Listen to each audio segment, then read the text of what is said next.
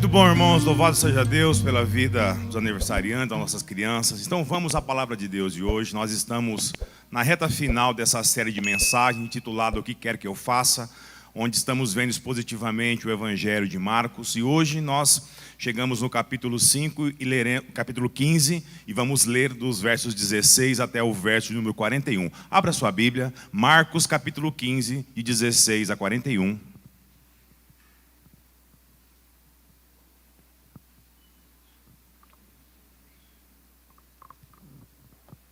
E o título da mensagem de hoje é Foi por mim, foi por você. Marcos, capítulo 15, dos versos 16 até o verso de número 41. Diz assim a palavra de Deus. Os soldados levaram-no, então, para dentro do palácio, que é o pretório, e convocaram todo o destacamento de soldados. Vestiram-no com um manto de púrpura e puseram-lhe na cabeça uma coroa de espinhos que haviam feito. E começaram a saudá-lo. Viva o rei dos judeus! Batiam-lhe na cabeça com um bordão, cuspiam-lhe e de joelhos adoravam-no. Depois de zombarem dele desse modo, despiram-lhe o manto de púrpura e vestiram-lhe roupas. Então o levaram para fora, a fim de crucificá-lo. E obrigaram um homem que passava por ali, vindo do campo, a carregar-lhe a cruz. Era Simão de Cirene, pai de Alexandre e de Rufo. Levaram Jesus ao lugar chamado Gólgota, que quer dizer lugar da caveira. E ofereceram-lhe vinho misturado com mirra, mas ele não tomou. Então o crucificaram. E repartiram entre si suas roupas, tirando sorte sobre elas, para ver o que cada um levaria. Era a hora terceira, quando o crucificaram. Acima dele estava a sua acusação por escrito: o rei dos judeus. Também crucificaram com ele 2 ladrões, um à sua direita e outro à esquerda. E cumpriu-se a escritura que diz: e foi contado com os transgressores. E os que passavam o insultavam, balançando a cabeça e diziam: tu que destróis o santuário em 3 dias e o reedificas, salva-te a ti mesmo, descendo dessa cruz. De igual modo, os principais sacerdotes com os escribas, zombando dele, diziam entre si: salvou os outros, mas não consegue salvar a si mesmo. Desça agora da cruz o Cristo, o Rei de Israel, para que vejamos e creiamos. E os que com ele foram crucificados também o insultavam. Chegada a hora sexta, houve trevas sobre toda a terra, até a hora 9.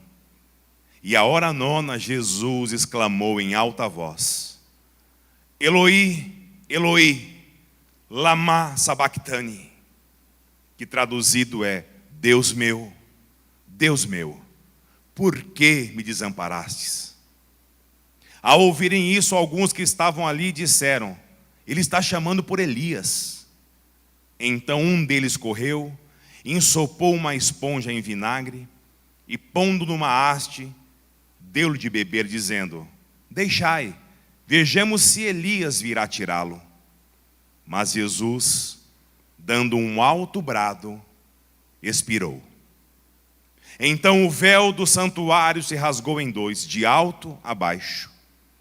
E vendo-o expirar assim, o centurião que estava diante dele disse: é verdade, esse homem era o Filho de Deus. E algumas mulheres também estavam ali, olhando de longe, entre as quais Maria Madalena, Maria, mãe de Tiago, o mais novo, e de José, e Salomé. Elas seguiam Jesus e o serviam quando ele estava na Galileia. Estavam ali também muitas outras que tinham subido com ele para Jerusalém. Até aqui, abaixe sua cabeça. Senhor, Nós estamos nesse momento, Deus, diante da Tua palavra. E nós clamamos, Pai, a ação do Teu Santo Espírito. Abra o nosso coração, Senhor, em entendimento. Para que esse texto, Deus, que fala tanto ao nosso coração, possa nos ressignificar, Deus.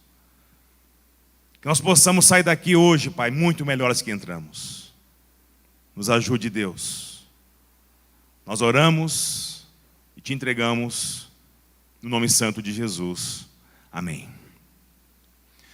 Meus irmãos, nós vimos no domingo retrasado que Jesus foi levado pelos religiosos, os seus acusadores, até a autoridade máxima em Jerusalém, o governador Pôncio Pilatos. Pois apesar deles já terem decretado a pena para Jesus, que era a morte, eles eram impedidos pela lei do Império Romano de executar a pena. Somente uma autoridade romana poderia assim fazê-la. Nós vimos que Pilatos, primeiramente, ele não quer se envolver na questão e envia Jesus para Herodes. Pois Jesus, ele era galileu, e Herodes era o tetrarca, responsável pela região da Galileia. Herodes, por sua vez, após zombar, escarnecer Jesus, o manda de volta a Pilatos, que o interroga. Nós vimos que Jesus, ele se cala diante de Pilatos, deixando o governador admirado. Então Pilatos, não encontrando culpa alguma em Jesus, decide lavar as suas mãos diante da situação e o envia para ser crucificado. Vimos que a real intenção de Deus aqui era escancarar o pecado daquela geração.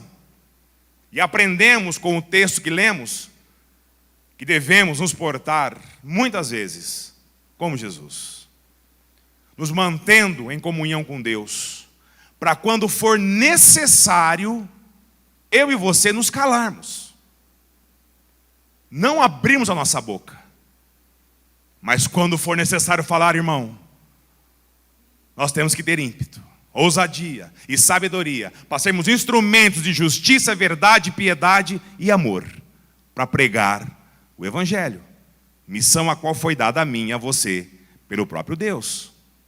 E agora nós estamos diante do momento de dor maior de Jesus. Momento esse já anunciado pelos profetas, momento esse já de ciência de Jesus, momento esse de incompreensão dos seus discípulos, a crucificação. Eu peço que você mantenha a sua Bíblia aberta, não feche ela, pois o texto é longo e nós iremos olhar ponto a ponto, amém? Leia novamente comigo os versos 16 até o verso de número 20. Acompanhe a leitura. Os soldados levaram-no então para dentro do palácio, que é o pretório, e convocaram todo o destacamento de soldados. Vestiram-no com um manto de púrpura e puseram-lhe na cabeça uma coroa de espinhos que haviam feito. E começaram a saudá-lo. Viva o rei dos judeus! Batiam-lhe na cabeça com um bordão, cuspiam-lhe e de joelhos o adoravam. Depois de zombarem dele desse modo, despiram-lhe o manto de púrpura e vestiram-lhe roupas. Então o levaram para fora a fim de crucificá-lo. Meus irmãos, esse cenário aqui é de extrema dor, sofrimento e humilhação.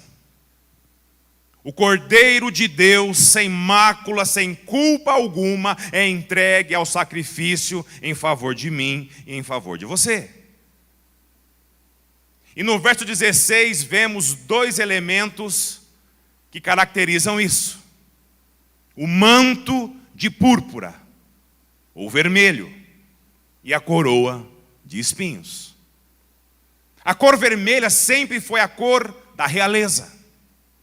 Quando se imagina um rei, automaticamente nos vem à mente aquele homem majestoso, com o seu longo manto vermelho. E claro, na sua cabeça, uma coroa reluzente, imponente. E com Cristo não foi diferente. Porém o tom e a intenção era outra. Eles o saudavam com ironia, com deboche, viva o Rei dos Judeus. E isso, irmão, foi por mim e por você. Usaram uma espécie de cetro que todo rei tem na sua mão para quê? Para agredi-lo.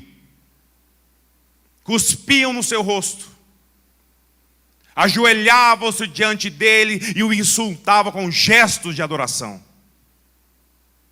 Sem noção sequer, esses soldados estavam declarando a mais pura verdade. Meus irmãos, nada, absolutamente nada pode frustrar os planos de Deus. Eles foram usados para que se cumprisse as Escrituras. E o detalhe aqui é que essa zombaria não foi ordenado, muito menos autorizado a fazer. Aqui, irmãos, era pura e simplesmente o poder das trevas se regozijando com aquele momento. Tanto que depois disso tudo, os soldados descaracterizaram ele e vestiram roupas comuns para levá-lo diante do povo. Meus irmãos, não se iluda, as trevas, elas são assim. O prazer daqueles que militam contra nós agem dessa forma, com satisfação. Toda vez que eu e você nos afastamos um pouquinho sequer do centro da vontade do nosso Deus. Quando fazemos, dizemos coisas que não agradam ao Senhor. Precisamos ter cuidado com isso, irmão.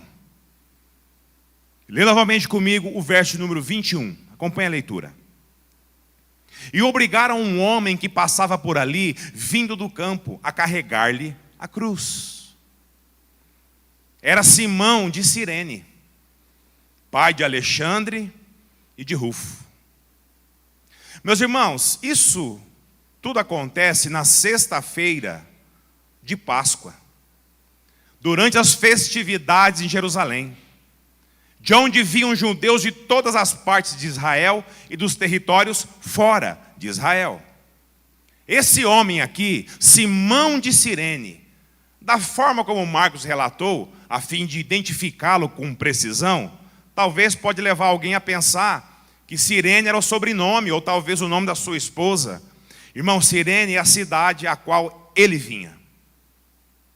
Essa cidade ficava fora do território de Israel, na parte norte da África, onde hoje situa-se a Líbia. Meus irmãos, quando dizemos que se alguém tiver um contato genuíno, verdadeiro com Cristo, isso certamente resultará em salvação na vida dessa pessoa, é por causa disso aqui. Esse homem, Simão de Cirene, seus filhos e posteriormente sua esposa, eles se convertem a Cristo Jesus. Paulo, quando escreve sua carta aos Romanos, ele saúda diversas pessoas na igreja de Roma. E olha só quem ele saúda em Romanos 16, verso 13. Preste atenção. Cumprimentai Rufo, eleito no Senhor, e a sua mãe, que tem sido minha mãe também. Meus irmãos, esse Rufo a qual Paulo se refere, segundo os estudiosos, muito, mas muito provavelmente, era o filho de Simão de Cirene. E a mãe de Rufo, esposa de Simão. E olha como Paulo se refere a Rufo, eleito no Senhor. Agora diz para mim, você acha que foi por acaso que Simão de Cirene estava passando justamente na hora em que Jesus precisou de ajuda para carregar a sua cruz? É óbvio que não. Irmãos, Deus ele é maravilhoso. Deus ele faz brotar vida, salvação, até diante da morte mais cruel. Por mais que você possa duvidar do agir de Deus na minha e na sua vida, o fato, irmãos, é que nós não estamos percebendo a sua vontade se cumprindo através de nós. E aqui eu imagino o estado de debilitação que Jesus já estava, ao ponto de precisar de ajuda para carregar aquela cruz de madeira. A cruz era feita de troncos de árvores. E precisamos lembrar que Jesus, além de todo o espancamento, a agressão que sofreu, ele estava há muito tempo sem dormir. Pois foi preso na noite anterior, julgado a madrugada inteira pelos religiosos, levado a Pilatos pela manhã, e aqui provavelmente eram umas 7 ou 8 horas da sexta-feira. Leia comigo os versos 22 e 23. Levaram Jesus ao lugar chamado Gólgota, que quer dizer lugar da caveira, e ofereceram-lhe vinho misturado com mirra, mas ele não tomou. Meus irmãos, Gólgota em hebraico significa crânio, ou no popular em português, caveira. E provavelmente esse lugar foi chamado assim por haver muitos crânios espalhados pelo lugar. Pela tradição judaica, esse local era uma espécie de platô, ou seja, uma pequena elevação que ficava fora dos muros de Jerusalém. E era comum o povo dar de beber vinho e mirra para quem ia ser crucificado, a fim do quê? De aplacar um pouco o sofrimento. Mirra era uma espécie de líquido branco, viscoso, extraído de uma árvore, parecido com a acácia, e era utilizado para fins terapêuticos. E uma de suas características, ele era um anestésico natural. Mas Jesus se negou a beber, pois ele sabia que as suas dores, elas eram necessárias. E isso foi por mim e por você. Leia comigo os versos 24, 25 e 26. Então o crucificaram e repartiram entre si suas roupas, tirando sorte sobre elas, para ver o que cada um levaria. Era a hora terceira, quando o crucificaram. Acima dele estava a sua acusação por escrito: o Rei dos Judeus. Meus irmãos, a crucificação era a forma mais desprezível de uma pessoa morrer naquela época.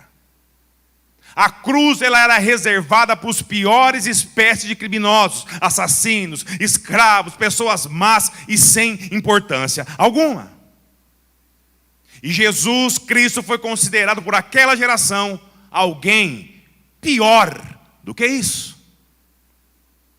Eu creio que se houvesse na época algo pior do que a cruz, certamente Jesus seria classificado como merecedor, acima dos piores criminosos. E isso foi por mim e por você. Os soldados que executaram um condenado na cruz, ele tinha por direito repartir tudo o que ele possuía naquele momento. Então os soldados começaram o quê? A tirar a sorte, para ver o que cada um levaria de Cristo. Mas isso também estava debaixo da vontade de Deus. Olha o que o Salmo 22, de 16 a 18 diz: pois cães me rodeiam, um bando de malfeitores me cerca, perfuraram-me as mãos e os pés. Posso contar todos os meus ossos. Eles me olham, ficam a me observar, repartem entre si minhas roupas e tiram sortes sobre a minha túnica.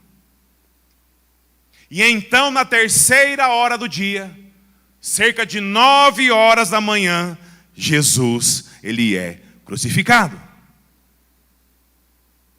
E isso, irmão, foi por mim e por você. Meus irmãos, muitas vezes a verdade, ela faz doer, ela dói. Muitas vezes ela machuca, muitas vezes ela ofende, mas nem por isso ela deixa de ser a verdade. Pilatos manda colocar no topo da cruz uma inscrição em hebraico, latim e grego: Jesus, Rei dos judeus. E isso mais do que depressa causou o quê? Repulsa dos sacerdotes que estavam ali. Olha o que diz o Evangelho de João, no capítulo 19, de 21 a 22. Preste atenção. Então os principais sacerdotes dos judeus pediram a Pilatos: não escrevas o rei dos judeus. Mas o que ele disse: sou o rei dos judeus. Pilatos respondeu: o que eu escrevi, escrevi. Aqui podemos ver Deus novamente escancarando o pecado daquela geração. Leia comigo os versos 27 e 28. Também crucificaram ele, junto dele 2 ladrões, um à direita e outro à esquerda. E cumpriu-se a escritura que diz: e foi contado com os transgressores. Meus irmãos, aqui nós vemos novamente a vontade de Deus se cumprindo. Isaías capítulo 53, verso 12 diz: por isso eu lhe darei uma porção com os grandes, e ele repartirá o despojo com os poderosos, porque derramou a sua vida até a morte e foi contado com os transgressores. Mas ele levou sobre si o pecado de muitos e intercedeu pelos transgressores. Leia comigo os versos 29 ao 32. E os que passavam ali o insultavam, balançavam a cabeça e diziam: ah, tu que destróis o santuário e em 3 dias reedificas, salva-te a ti mesmo, desce dessa cruz. De igual modo, os principais sacerdotes com os escribas zombando dele diziam entre si: salvou os outros, mas não consegue salvar a si mesmo. Desça agora da cruz, ó Cristo, o Rei de Israel, para que vejamos e creiamos. E os que com ele foram crucificados também o insultavam. Irmãos, perceberam que quando acontece alguma desgraça, algum acidente numa rodovia, um atropelamento, sei lá, como que eu e você nós fazemos? Você está lá, passando ali, com a sua urgência, com a sua pressa. Muitas vezes nós passamos sem dar importância alguma para o que aconteceu ali. Você passa mais um acidente e segue e vai embora. Outras vezes, você passa e quase para o carro, olhando atentamente, e a gente é muito bom nisso, em tirar um monte de conclusões, sem sequer saber de fato o que houve. Pois é, irmãos, aqui foi assim também. A diferença é que o povo sabia muito bem o que houve. O texto nos diz que as pessoas passavam por Cristo e desdenhavam dele. Destrói o templo e edificas de novo, vai. Falou e gritou e salvou tanta gente, mas não consegue salvar a própria pele. E balançavam a cabeça com desdém. Por que não desce daí? Desce. Faz isso. Aí eu creio em você. Quanta humilhação, irmãos. O Filho de Deus, o Criador do universo, passando por tudo isso. E isso foi por mim e por você. Nesse momento aqui ocorreram 2 coisas que, ao estudar o texto, me impressionaram muito. Apesar de tudo que Jesus estava passando, a dor, a humilhação, Cristo não deixa de ser quem Ele é, por nenhum segundo sequer. A primeira está lá no Evangelho de Lucas, capítulo 23, e 39 a 43. Mantenha a sua Bíblia aí, que eu vou ler aqui.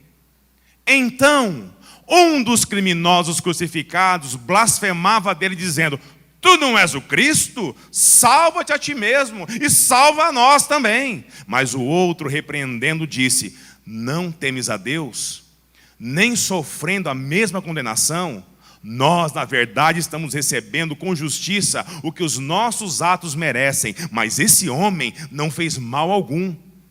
Então disse a Jesus, Jesus, lembra-te de mim, quando entrares no teu reino. E Jesus lhe respondeu, em verdade te digo, que hoje estarás comigo no paraíso.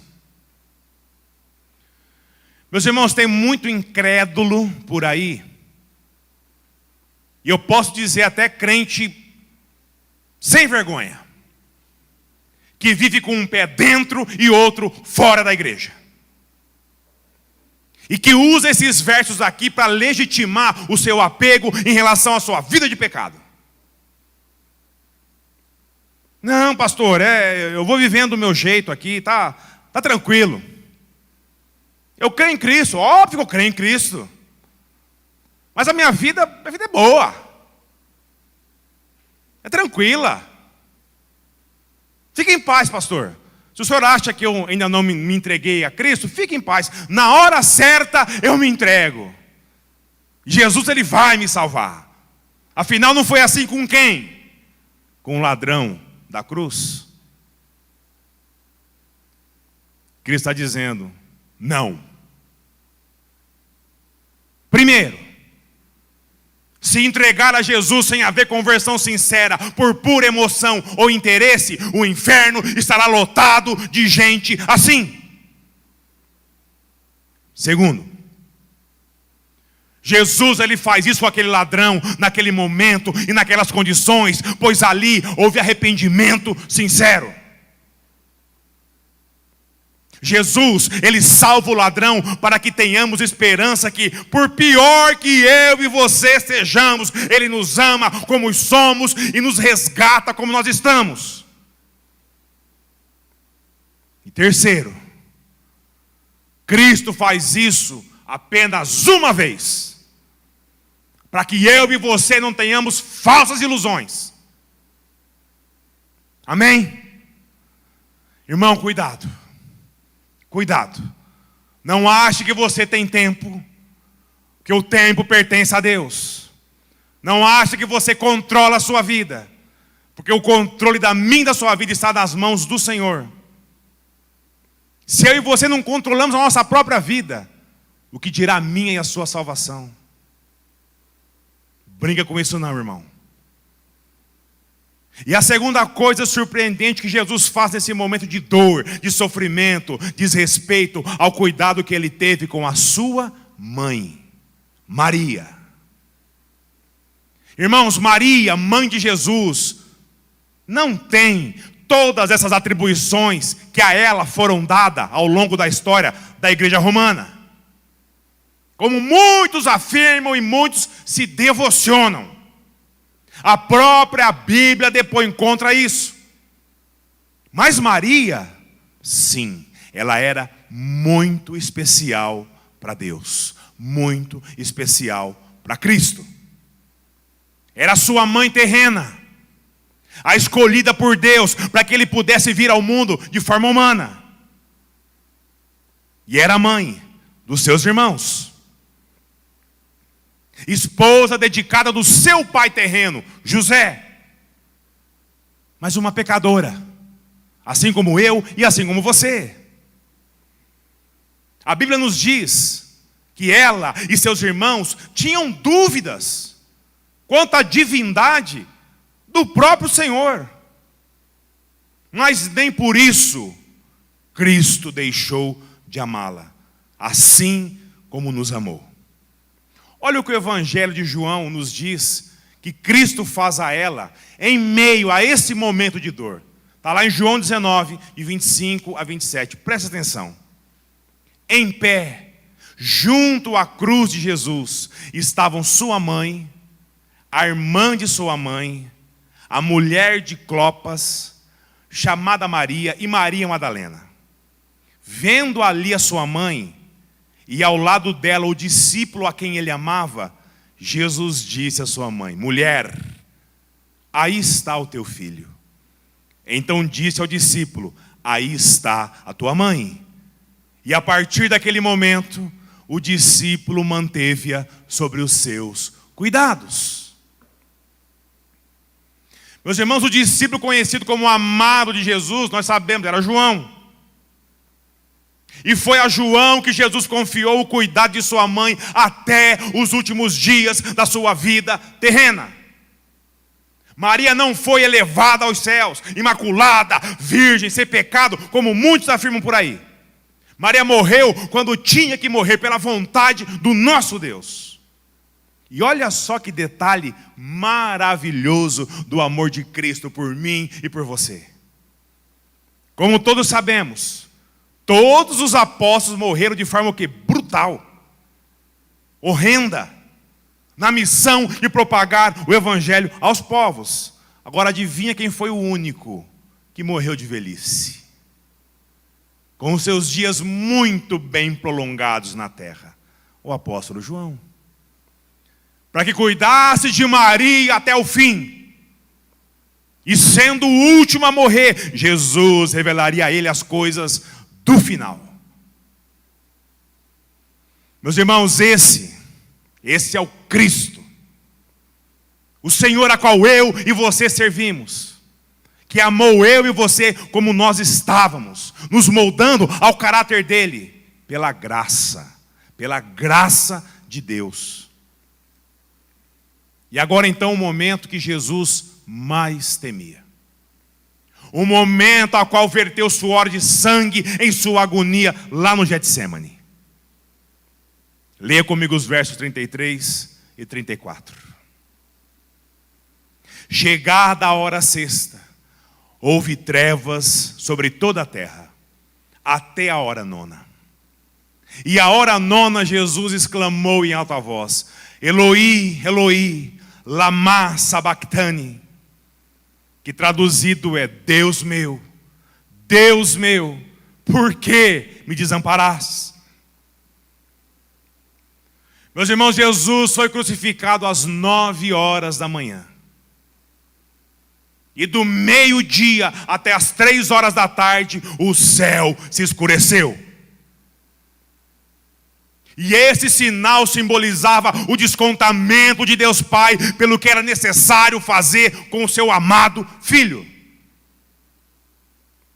E no ápice da sua agonia, não pelas dores do corpo, cansado, surrado, flagelado, sequer pelo medo dele de enfrentar a morte, pois ele sabia que dali 3 dias ele estaria ressurreto. Mas o temor de Cristo era pelo abandono do Pai, que daria as costas a ele por 2 eternas horas. Pois a santidade do Pai não é conivente com qualquer tipo de pecado. Isso porque os nossos pecados seriam todos manifestos em Cristo. E como nosso Deus, Ele é santo, santo, santo, Ele se retira de quem sempre esteve, de quem sempre fora um, junto ao Espírito. E isso doeu no Filho. Como isso doeu no Filho. Jesus suplica ao Pai: Eloi, Eloi, lama sabachthani. Por que, Pai, me abandonastes? Por quê? Meus irmãos, no extremo da sua agonia, Jesus ainda, Ele nos ensina muito. Jesus aqui está citando o livro de Salmos. Salmos 22, verso 1, diz assim: Deus meu, por que me desamparastes? Por que está longe de dar-me livramento, longe das palavras do meu clamor? Irmãos, quando dizemos sobre a importância de se ler a Bíblia, de saber sobre a palavra de Deus, será que isso de fato é importante para mim e para você? Igreja Batista Vida em Cristo, será? Irmãos, a nossa fé é fortalecida a cada verso que lemos. a cada princípio que descobrimos, a cada verdade ministrada ao meu e ao seu coração. Nosso Deus, Ele é um Deus de detalhes. Portanto, compreender as Escrituras não é igual uma leitura, sei lá, de uma bula de um remédio ou de uma receita de bolo. Nós não podemos, com a palavra de Deus, ler da mesma forma como muitos ouvem as mensagens do WhatsApp, por exemplo. Se tivesse modo 20, estaria na correria, na afobação. Ler a palavra de Deus fará com que nosso desejo de saber mais e mais sobre aquele a qual eu e você afirmamos crer, nos leve a examinar tudo com zelo, com cuidado, para não perder nenhum detalhe. Querem um exemplo? Leia comigo o verso 38. Então o véu do santuário se rasgou em dois, de alto a baixo. Meus irmãos, o texto nos diz que o véu que separava os santos dos santos dentro do templo, ficava a arca da aliança, onde só o sumo sacerdote tinha acesso. O véu, ele se rasgou de cima a baixo. Vamos ver como era de fato esse véu, como Deus ordenou que esse véu fosse feito. Está lá em Deuteronômio 26, de 31 a 33, presta atenção. Farás também um véu de tecido, púrpura e carmesim, de linho fino, torcido, com querubins bordado nele. E o sustentarás sobre 4 colunas de madeira de acácia, revestidas de ouro, com colchetes de ouro, sobre 4 bases de prata. Pendurarás o véu debaixo dos colchetes e levarás a arca do testemunho para dentro do véu. Este véu fará separação entre o lugar santo e o lugar santíssimo. Meus irmãos, o texto, ele é bem específico quanto à produção desse véu. Mas ele não é muito específico quanto às proporções exatas que esse véu deveria ter. Mas a tradição judaica, o Talmud, que era uma espécie de coletâneas de livros sagrados dos judeus, indicava que o véu do segundo templo, que era a cópia exata do primeiro, que era a cópia exata do tabernáculo, tinha cerca de 18 metros de altura. 9 metros de largura e uma espessura de aproximadamente 10 centímetros. A palma da minha e da sua mão aberta de espessura. Era praticamente uma parede, sendo impossível ser rasgado por forças humanas. Nem com 2 animais, um de cada lado de grande porte, como cavalos, por exemplo, puxando simultaneamente dariam conta dessa façanha. Mas Deus, sim. Deus rompe cada fibra, cada dobra das diversas camadas de linho ultra resistente, para mostrar 2 coisas. Primeiro, agora não havia mais separação. Não havia mais separação entre Deus e o seu povo. Não era mais necessário intermediários humanos em nosso relacionamento com Ele. Agora era Cristo, o único caminho que leva ao Pai. E segundo, para ficar claro, para aquela geração de religioso, e para mim e para você, que Cristo estava acima do que era mais sagrado a eles. Não era Deus, era o templo. Irmão, como a gente se entristece quando vai visitar a casa de algum irmão e passa o olho na estante, está lá bibeloso como a arca da aliança, menorá, aquele candelabro de 7 velas e outras coisas mais. Muitos crentes exibem nas suas prateleiras como se dissessem: sim, é Cristo, mas vai que, né? Então é bom a gente se garantir com um negocinho aqui, outro negocinho ali. Triste. Se você tem isso em casa, irmão, te aconselho a dobrar o seu joelho, orar a Deus, clamar sua misericórdia e desfazer disso tudo. Porque isso não representa o sacrifício que foi feito naquela cruz por mim e por você. Amém? Leia comigo os versos 35 e 36. Ao ouvirem isso, alguns que ali estavam disseram: ele está chamando por Elias. Então um deles correu, ensopou uma esponja de vinagre e, pondo numa haste, deu-lhe de beber, dizendo: deixai, vejamos se Elias virá tirá-lo. Meus irmãos, a coisa estava tão contrária a Jesus, que aquele povo achava que ele clamava pelo profeta Elias. Pois muitos deles achando que quando Elias fosse invocado, ele de fato viria ao socorro de quem o chamava. E a maldade, a ignorância espiritual era tanta que deram-lhe vinagre para beber. E os julgamentos em cima de Cristo não cessaram. Deixai. Vamos ver se Elias vai vir aqui realmente tirá-lo desse lugar. Leia comigo o verso 37. Mas Jesus, dando um alto brado, expirou. Meus irmãos, Jesus ele não morreu agonizando, como os demais que passavam pela cruz. Olha o que Lucas diz no seu evangelho, Lucas 23, 46. Então, exclamando em alta voz, Jesus disse: Pai, nas tuas mãos eu entrego o meu espírito. E dizendo isso, expirou. E como Marcos estava escrevendo o evangelho para Romanos, leia comigo o verso 39. E vendo-o expirar assim, o centurião que estava diante dele disse: é verdade, esse homem era o Filho de Deus.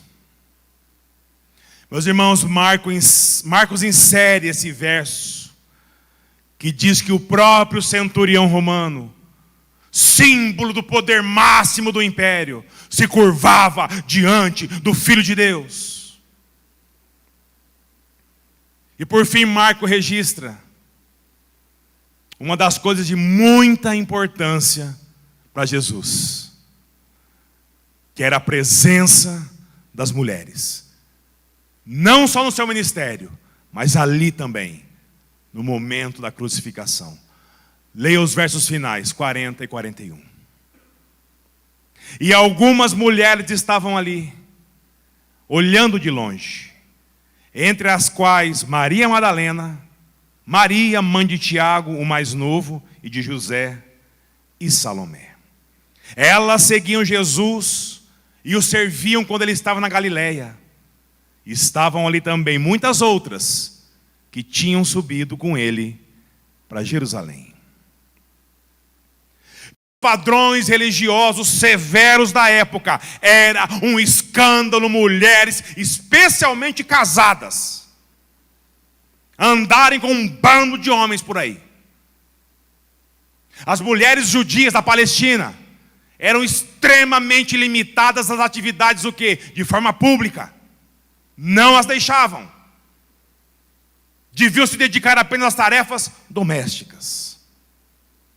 Mas essas mulheres, quebrando os paradigmas culturais da sua época, foram fiéis ao Senhor até o fim, não o abandonando e não importando com que porventura pudessem pensar sobre elas. E isso tudo foi por mim e por você. Meus irmãos, o inferno veio até o Calvário. O inferno se apoderou desse lugar nesse dia. E o Salvador desceu a ele, experimentando os horrores no meu e no seu lugar, sozinho, ali naquela cruz. E isso testifica quanto nós estávamos afastados de Deus. A experiência de Simão de Cirene, ser obrigado a carregar a cruz de Jesus, nos serve como uma antítese simbólica de como o verdadeiro discípulo, tomando espontaneamente a sua cruz, deve seguir o Senhor da sua vida, não por obrigação, não por interesse, mas sendo grato pelo que foi feito por mim e por você. Aí fica uma pergunta: quem é o Senhor da minha e da sua vida? Quem, irmão, é o Senhor da minha e da sua vida? Será que eu e você estamos fazendo igual Simão? Mas de forma espontânea? Carregando a nossa cruz a cada dia, seguindo aquele que passou o que passou e morreu em favor de nós? Essa pergunta vai ficar para o íntimo, meu e seu, de modo particular. Porque quando nós fecharmos os nossos olhos depois desse sermão, elevarmos o pensamento a Deus, possamos clamar, pedir misericórdia a Ele, e que Ele nos ajude a levar uma vida que glorifique o Seu santo nome, e ser eternamente grato por essa graça que está sobre nós, que é o amor imensurável de Jesus, demonstrado publicamente por os séculos dos séculos naquela cruz. Olhe para Cristo, irmão. Olhe para a graça. Nós só conseguiremos seguir na caminhada pela perspectiva da graça. Eu e você, nós não temos nenhuma condição de fazer nada por mérito meu e seu. Mas foi pela graça de Cristo Jesus, por tudo que Ele passou em favor de mim e de você. É a graça de Deus manifesta na minha e na sua vida, desde aquele momento da cruz, até o dia que Cristo voltará, para nos levarmos à glória eterna. Meus irmãos, isso aqui foi por mim, foi por você. Cristo não tinha obrigação nenhuma de salvar miseráveis pecadores como eu e você. Mas pela graça, pela obediência ao Pai, Ele passou por tudo que passou. O que era destinado a mim e a você, para que eu e você pudéssemos ter a oportunidade de ter a culpa de toda a nossa vida de pecados feita em Cristo Jesus. Nunca perca isso de vista, nunca arranque isso do seu coração. Isso é graça, imerecido. Isso é amor. E essa é a forma que eu e você, crentes em Cristo Jesus, temos que viver, pela graça. Não é pela lei, não é cumprindo ritos, não é com religiosidade, é pela graça do nosso Deus. Nós estamos aqui pela graça do nosso Deus. Você acorda de manhã pela graça do nosso Deus. Você vai trabalhar, você faz tudo o que você faz, é pela graça do nosso Deus. Pela graça, somente pela graça. Amém, igreja? Baixe sua cabeça.